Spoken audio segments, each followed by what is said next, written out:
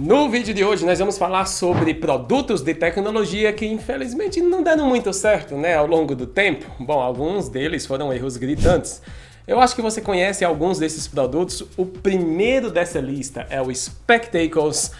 E o Spectacles é um nome estranho, mas era um óculos apresentado pela Snap-in, pelo Snapchat, tá? O acessório, ele permitia você basicamente vestir o óculos e gravar snaps e postar no Snapchat. Eles anunciaram recentemente, inclusive, o Spectacles 4.0, né? Um motor gráfico da empresa que oferece mais liberdade para o usuário e uma menor latência no tempo de resposta. Aliás, esse foi um dos problemas do acessório. Ao que parece, a empresa superestimou a demanda do produto e ficou com centenas de milhares de unidades encalhadas. Ou seja, eles não venderam quase nada. Bom, foram 150, acho que 1000, né, produtos vendidos. Olha, o Spectacles traz uma câmera que tem um ângulo de visão de 115 graus. Bastando tocar em um botão localizado no canto superior esquerdo do óculos, e é possível gravar por até 30 segundos. Os arquivos são transferidos então por Wi-Fi ou Bluetooth para o celular, né, seja Android ou iOS, e é postado na rede social. Eles custam $130. Inicialmente foram vendidos em máquinas automáticas que atraíam bastante gente. Dois problemas. Um deles, o Snapchat infelizmente caiu muito, né, em popularidade. O segundo, o preço. Para quem mora nos Estados Unidos, ok, mas para quem não, $115. Era caro. O segundo produto de nossa listinha é o Google Glass. Olha, entre as razões que explicam o fracasso do Google Glass, os óculos inteligentes da Google estão falha na estratégia da empresa na época do lançamento do produto, além de vários problemas relacionados de performance e também de privacidade. Os óculos chegaram, inclusive, a gerar confusões em locais públicos onde as pessoas entravam com eles. Bom, tudo isso afastou os usuários mais entusiasmados com a ideia, né? Os óculos inteligentes se baseavam, claro, em uma câmera acoplada ao dispositivo. E o problema é justamente que essa câmera poderia capturar a imagem das pessoas sem que elas soubessem. Então, você já imagina que isso não deu muito certo, né? Bastava você estar com óculos que alguém já dizia, ups, aqui não. Esse foi um dos problemas de privacidade nos Estados Unidos. Aliás, um review no YouTube chegou a classificar o óculos, pasmem, senhores e senhoras, como o pior produto de todos os tempos. Daí você imagina que o preço, junto com a popularidade caindo, terminou que o produto não colou muito bem. Eu até queria, sabe, um Google Glass na época, também queria o Spectacles, mas não deu. Agora, um pouco lá atrás, se a gente voltar alguns anos, nós temos o Blu-ray. Conforme os conteúdos de mídia extrapolavam a capacidade dos DVDs, as empresas iniciaram a corrida pelo novo padrão de alta capacidade. O HD DVD, né, foi o primeiro dispositivo a tentar se tornar um padrão. Apesar disso, o formato nunca se consolidou no mercado e perdeu espaço para o Blu-ray. Aí, né, nessa época, o Blu-ray entra e chega com toda a sua glória. Bom, não demorou muito para o padrão, que foi desenvolvido por um consórcio com a Sony, a Panasonic, a Philips e a Pioneer, ganhar notoriedade, né, entre as pessoas no mercado, quando foi adotado como padrão no console PlayStation 3. Nessa época, ele chegou no seu auge. Graças à alta capacidade de armazenamento e à possibilidade de reproduzir vídeos em alta resolução. Contudo, sabe, tudo isso não foi o bastante para que os players de Blu-ray caíssem no gosto popular. Além disso, era caro, não era muito barato. A chegada de serviços de streaming também, né, como Netflix e Amazon Prime, dificultou ainda mais qualquer possibilidade dos consumidores comprarem um Blu-ray, isso aqueles que não tinham. Então ele continuou sendo padrão apenas dos nichos dos videogames, como o PS4 e o Xbox One. Como você pode imaginar, você não vê mais um Blu-ray nas casas das pessoas. Agora tem uma coisa que me lembra muito o Nokia PureView, que bem poderia entrar nessa lista, que é o Lite L16, ou melhor, a câmera Lite L16. Não. Você não está vendo uma imagem de Photoshop ou um smartphone do futuro, não. Você está olhando para a câmera Lite L16. Uma câmera que tem 16 câmeras em uma, que é bastante barulhenta, aliás. E apesar da L16 oferecer imagens de alta resolução, eram 81 megapixels para a época. Maravilhoso, né? Sem a necessidade de uma lente zoom, aliás, que, olha, se estendia no projeto fisicamente. O corpo, basicamente, é uma mistura enorme, né, de um telefone com câmera, embora não, senhores, ele não é um telefone. Talvez se fosse um smartphone, mas era uma câmera, menor do que uma DSLR, aliás. Mas como você pode imaginar, a L16 foi uma câmera tão fascinante quanto desnecessária. E claro, né, alguns smartphones mais na frente trouxeram essa tecnologia usando 3, 4 câmeras, porém de uma maneira mais discreta e mais reduzida, né? Um dos responsáveis pelo fracasso da L16, aliás, foi o design esquisito, né? Eu acho que quando o engenheiro pensou em, sabe, colocar aquelas câmeras ali, ele não estava muito sóbrio não. Mas também, ó, o projeto custava quase 2 mil euros, mais de 6 mil reais. Então não foi pra frente. Outro acessório, aliás, esse é o número 5, que não deu muito certo, apesar de ter sido um sucesso absoluto, né? O acessório na época foi o Kinect. O Kinect da Microsoft pavimentou o caminho para diversas tecnologias utilizadas pela própria Microsoft. Como você lembra, né, do projeto HoloLens e da Cortana, né? A Cortana também se baseou, começou ali junto com o projeto do Kinect. Bom, sua câmera de profundidade também incentivou a criação de empresas como a Faceshift. Olha, ela consegue fazer um escaneamento detalhado em 3D do rosto, né? E também foi uma das responsáveis pela captura de desenvolvimento para Star Wars, o Despertar da Força. Você lembra que originalmente o Kinect foi um acessório do Xbox 360 e posteriormente do Xbox One. O problema é que ele foi extremamente subutilizado nos games. Quem tinha, quase não usava. A verdade era essa. Mas, por outro lado, acabou sendo adotado massivamente por cientistas e projetistas, mas não durou muito tempo. Aliás, a recepção do Kinect foi curiosa. Para grandes desenvolvedoras, o acessório era simplesmente complexo demais, com recursos de menos. Tudo isso limitava, né, a possibilidade ali de desenvolvimento para os jogos. Como você pode imaginar, o produto foi ficando cada vez mais obsoleto.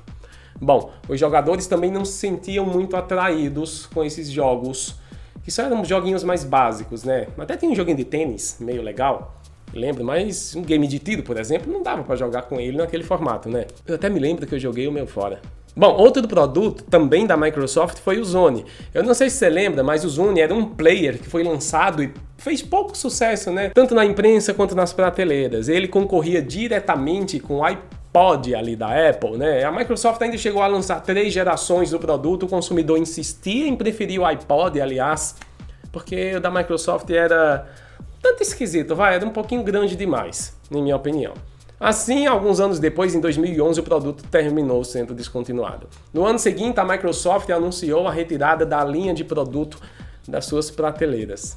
Infelizmente, foi um produto que não deu certo. Porém, a Microsoft chegou a investir nada menos do que $1 bilhão nesse projeto. Os engenheiros insistiam que era um projeto legal, que as pessoas iam querer aquele player chamado Zune, mas as pessoas compravam o da Apple. Não foi uma decisão muito acertada. O Zune, então, olha, patinou durante anos em que foi produzido e terminou se limitando basicamente o que posso chamar de um hub no Windows Phone. O que deu muito errado. O número 7 de nossa lista são as TVs 3D. Olha, o 3D é uma tecnologia muito legal, né? A gente até paga de vez em quando para assistir filme em 3D, né? E a tecnologia é até simples, ela engana o seu cérebro de uma maneira bem inteligente.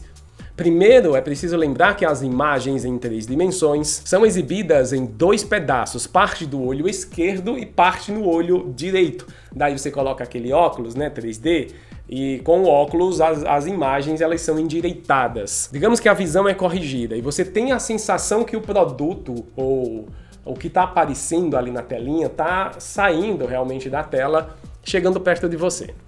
Muita gente não se deu muito bem com a tecnologia em TVs. Logo, a empolgação da galera não durou muito, né? Foram menos de 3 anos ali divulgando uma TV 3D, e por volta do ano de 2014, as TVs que ainda usavam a tecnologia já não colocavam a função como destaque.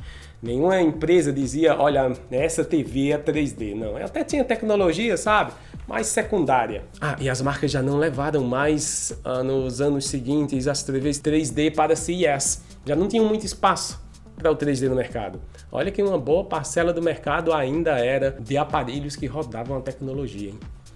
Mas não deu muito certo. Em 2017, veio o último golpe. A Sony e a LG, olha, elas já tinham uma certa resistência, né, nessa forma de conteúdo em 3D. Daí elas começaram um ano sem levar os seus modelos para a CES. Daí a imprensa toda questionou, mas e o 3D? Bom, as fabricantes basicamente perceberam a falta de interesse do público na tecnologia e viram que era um mau negócio investir no setor de 3D. Então ele foi deixado de lado para que outras tecnologias surgissem e fossem desenvolvidas pelas empresas, como por exemplo o HDR. E ainda bem que eles fizeram isso, porque hoje o HDR funciona muito bem nas TVs. Bom, eu vou para um ponto polêmico agora, o número 8, estamos finalizando, né? Mas ó, me segue também no Instagram, gente, tá? Tá aqui a continha do Insta. Não esquece de passar lá no nosso blog, no canal jms.com. Todas as novidades e as redes sociais estão primeiramente no canal jms.com, tá? Dá uma passadinha por lá. Mas vamos falar sobre o Windows Phone. Na história do Windows Phone, houve 2 momentos cruciais em que os usuários foram deixados para trás. Era um projeto maravilhoso, eu mesmo curtia, cheguei a usar o Windows Phone e eu achei muito bom, aliás. Terminei vendendo o celular depois porque foi um dos que foram deixados para trás. Bom, o primeiro aconteceu na época do Windows Phone 7, quando a empresa decidiu migrar para o Windows Phone 8. Nenhum dos usuários, que tinha a versão Windows Phone 7, recebeu a atualização. Bom, devido a uma transição de plataformas e incompatibilidade com a tecnologia antiga, todo mundo foi deixado para trás. A Microsoft deixou para trás justamente seus fãs mais leais. Isso não foi justo, Microsoft. O segundo golpe veio na geração do Windows Mobile 10. A Microsoft até chegou a prometer que todos os celulares que rodavam a versão anterior receberiam a nova versão. Quem tinha o Windows Phone 8.1 seria atualizado, receberia o update, tá? Isso para o sistema operacional mais novo. Porém, a realidade não foi bem essa.